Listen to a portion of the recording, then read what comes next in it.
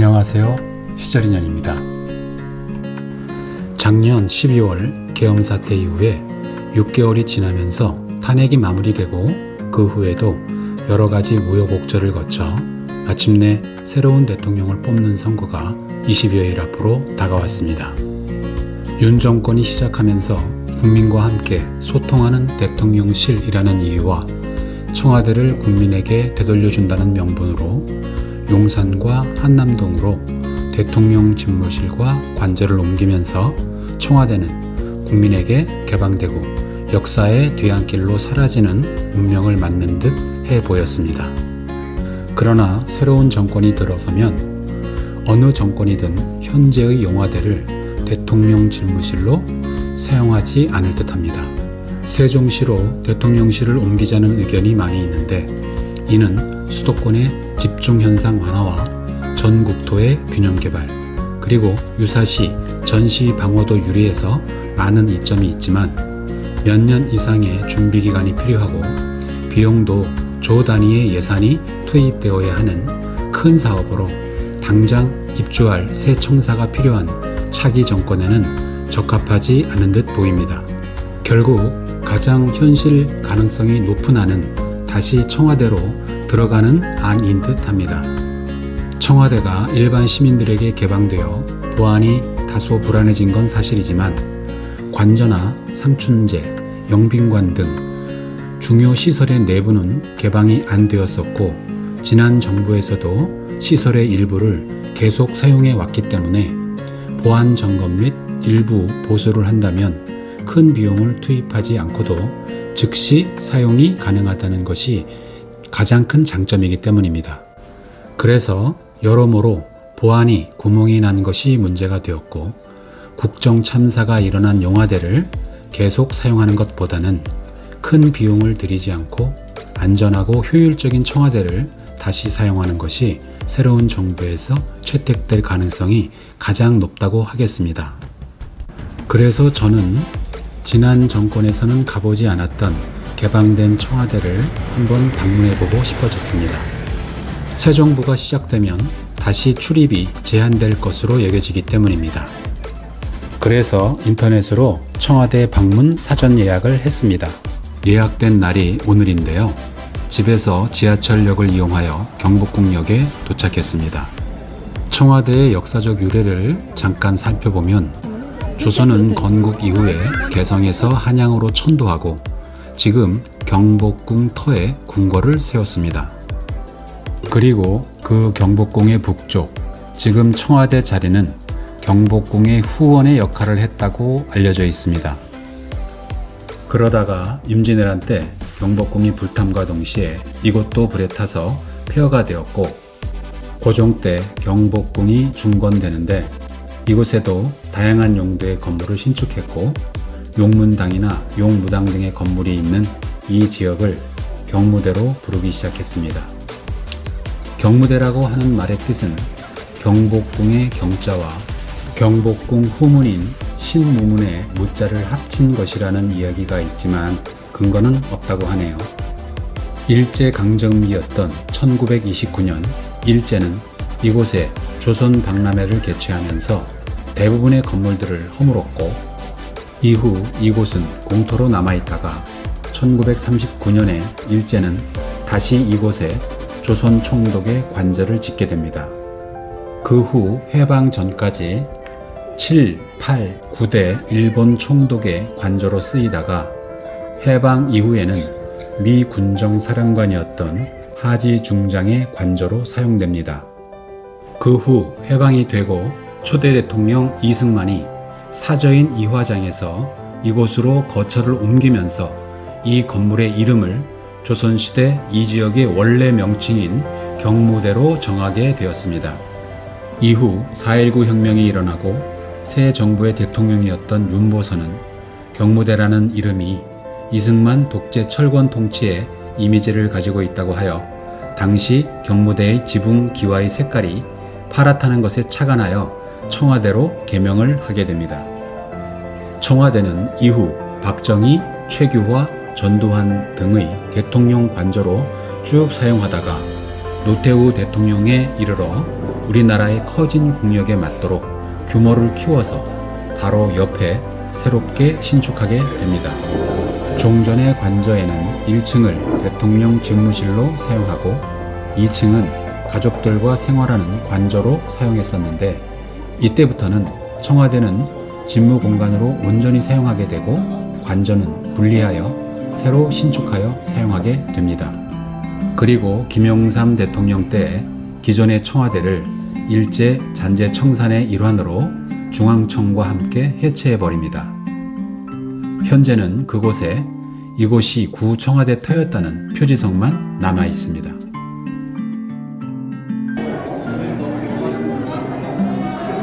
먼저 청와대 본관을 관람해 봅니다. 본관은 2층으로 지어져 있으며 동쪽과 서쪽에 각각 별채를 두고 있습니다.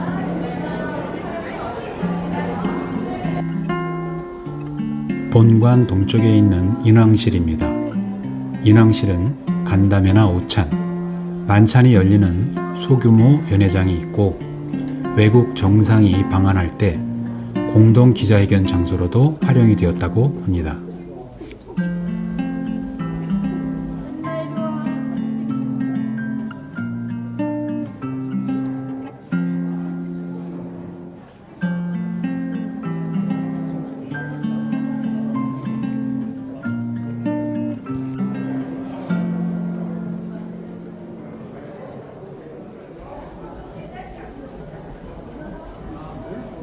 동쪽 별관 총무실입니다.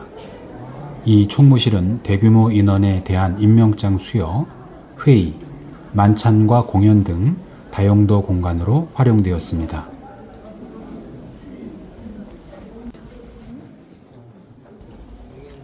공간이 상당히 낯이 익은데 이곳에서 임명장을 수여하는 장면을 TV에서 많이 봤던 것 같습니다.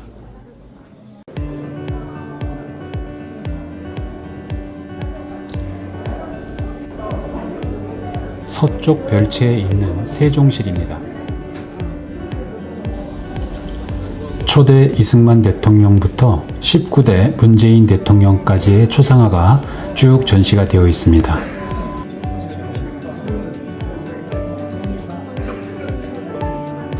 역대 대통령들의 사진을 쭉 보다 보니까 우리나라가 과거의 개발도상국 시대 때부터 현재 선진국에 이르기까지 그 기나긴 고난의 역사, 고난을 이겨낸 역사가 눈에 선하게 보이는 듯합니다.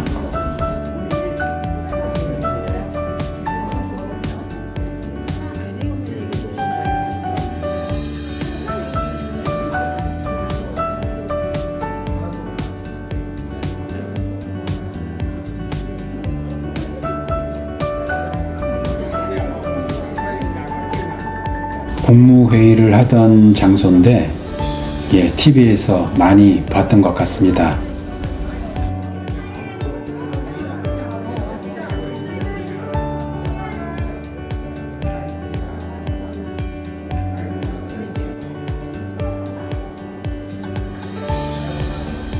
본관 1층 서쪽에는 무공화실이 있습니다.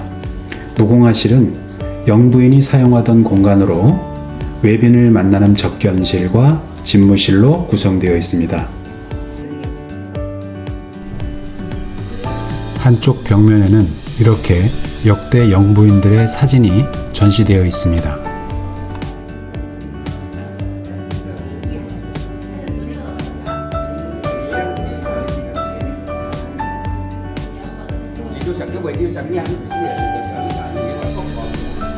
관람객 중에는 중국인 관광객들이 상당히 많이 눈에 띄었습니다.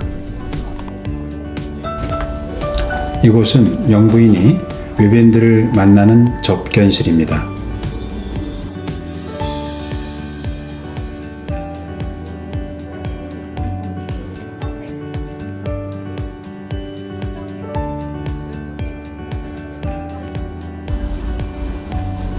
이곳은 영부인의 집무실이고요.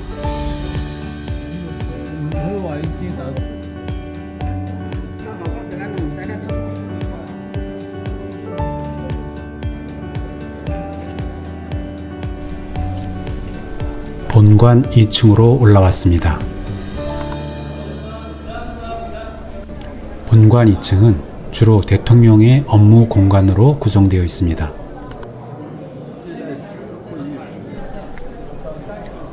이곳은 대통령이 외빈을 맞이할 때 사용하는 접견실입니다.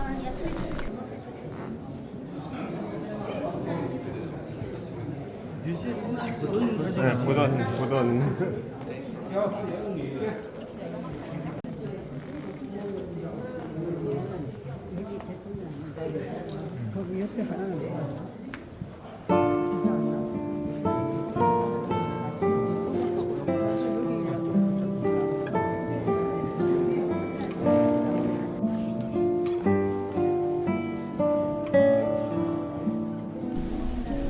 이 방은 접견실 바로 옆방인데요. 대통령이 집무를 하는 대통령 집무실입니다.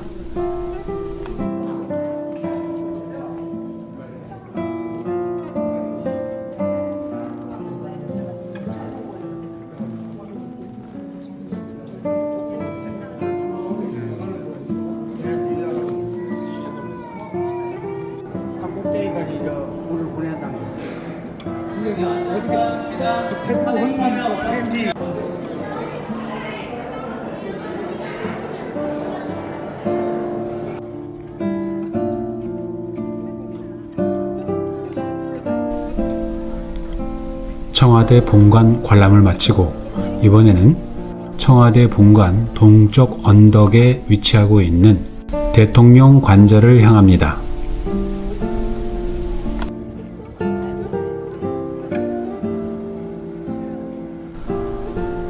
대통령 관저의 입구 인수문입니다. 인수문을 지나 관저로 들어왔는데요. 우리 한옥의 건축 기법과 서양 건축의 요소들이 섞여 있는 것 같이 보입니다.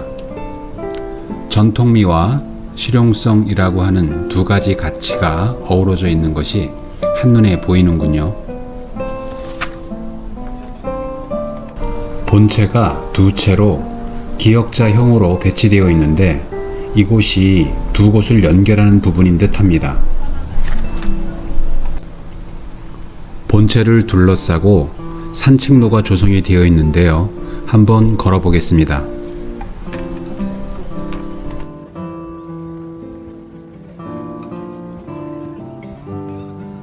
올라가다 보면 언뜻 서울의 전경이 보입니다.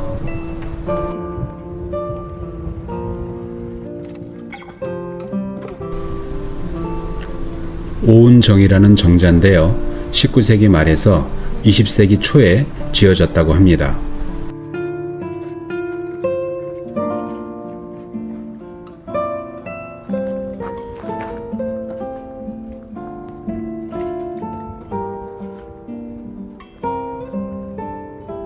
이곳에서는 서울 시내 중심가의 전경이 아주 잘 보였습니다. 경복궁이 손에 닿을 듯합니다.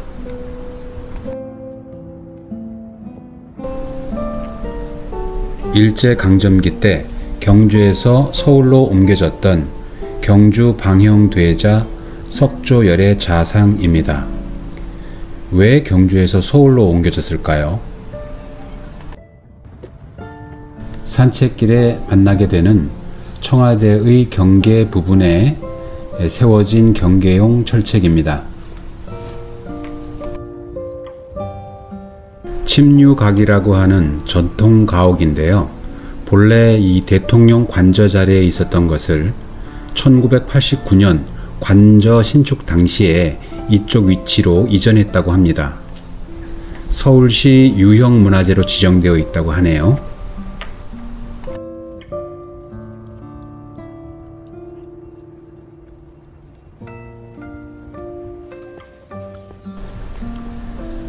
침류각을 지나 상춘제로 내려갑니다.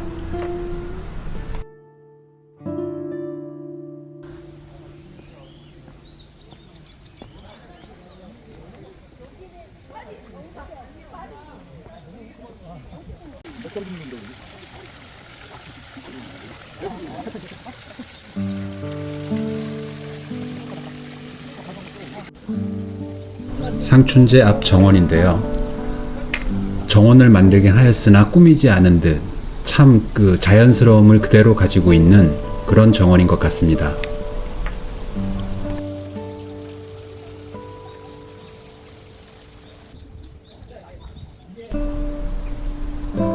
항상 봄이 머무는 집이라는 뜻의 상춘제는 청와대를 방문하는 내외빈에게 우리나라 전통 가옥을 소개하고 소규모 행사장으로 사용하기 위한 목적으로 지어진 곳이라고 합니다.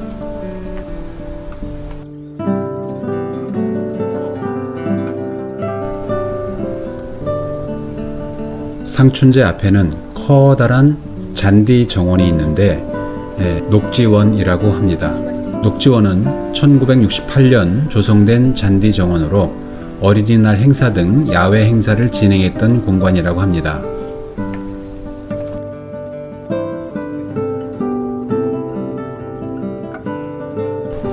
KBS의 열린 음악회인가요? 하는 그 프로그램이 있었는데 그 프로그램을 여기서 촬영을 했고 제가 TV로 그것을 시청했던 적이 있었던 것 같습니다. 춘추관인데요. 춘추관은 청와대 기자회견장과 출입 기자실로 사용했던 곳입니다. 이곳은 여민관인데 현재 관람객 휴게 공간으로 사용하고 있습니다. 내부 한쪽에 이와 같이 청와대의 모형이 전시되어 있습니다.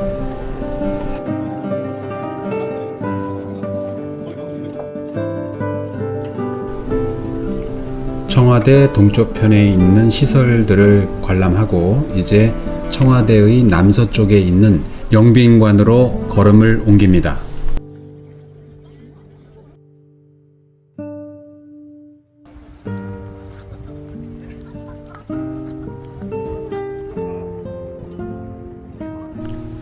(1978년) 신축한 영빈관은 대규모 회의나 국빈 방문 시 공식 행사를 위한 장소로 이용되었습니다.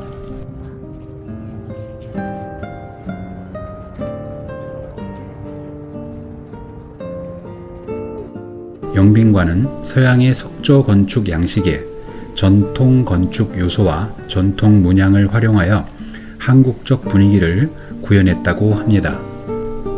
영빈관은 2층으로 된 건물인데 이렇게 1층만 공개되어 있습니다. 영빈관을 끝으로 청와대 관람을 마치고 집으로 향합니다. 가는 길에 한복을 입은 많은 분들이 눈에 띄었습니다. 특히 외국인들이 한복을 많이 입고 다니는 것을 보고 마음속에 뿌듯한 자부심이 생기더군요.